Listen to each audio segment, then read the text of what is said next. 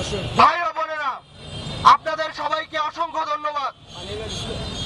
আজকে আমরা এই মিরপুরের মাটিতে দাঁড়িয়েছি। আজকে আমাদের এই মিরপুরের মাটিতে আমরা দাঁড়াতে বাধ্য হয়েছি, কারণ আমরা দেখতে পাচ্ছি যেই ফ্যাসিবাদী শক্তি জুলাইয়ে আগস্টে পরাজিত হয়েছিল, সেই ফ্যাসিবাদী শক্তির আবার পুনরুত্থান ঘটছে।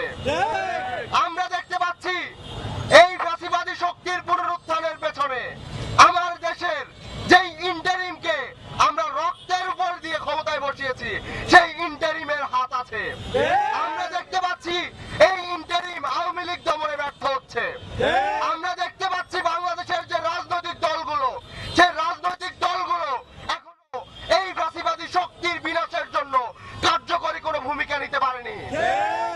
বাংলাদেশের যখন ইতিহাস লেখা হবে, যখন জুলাইয়ের ইতিহাস লেখা হবে, বাংলাদেশের মানুষ আজ থেকে 20 বছর 30 বছর পরে যখন দেখবে এই দেশের জুলাই আন্দোলনের শহীদদেরকে যখন আমরা শ্রদ্ধা ভরে স্মরণ করব, একই সাথে আমরা এটাও দেখব যে কারা এই দেশকে ফ্যাসিবাদ মুক্ত করার যেই স্বপ্ন আমরা বুনতে শুরু করেছিলাম, সেই স্বপ্ন কাদের জন্য ধূলিসাৎ হয়ে গিয়েছিল।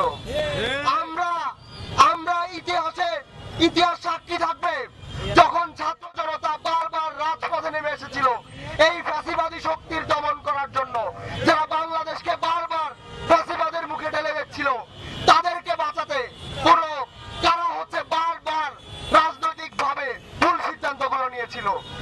আমরা দেখেছি 5ই আগস্টের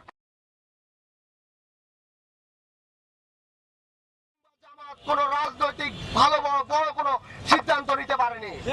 আমরা দেখেছি তারা একের পর এক জাতির সাথে প্রতারণা করে গেছে।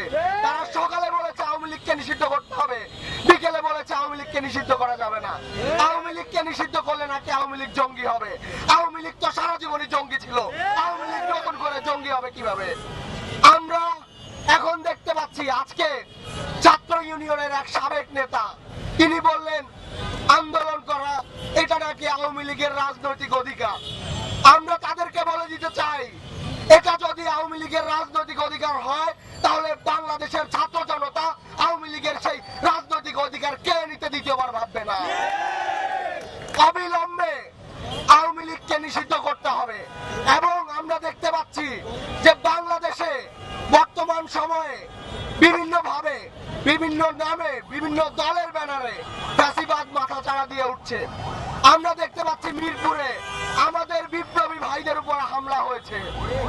আমরা দেখতে পাচ্ছি যারা ফ্যাসিবাদ বিরোধী ঐক্যের সাথে একসাথে ছিল, তারাই এখন বর্তমানে নতুন করে বিপ্লবীদের উপর হামলা করে নয়া ফ্যাসিবাদ তৈরির একটা পায়তারা করছে।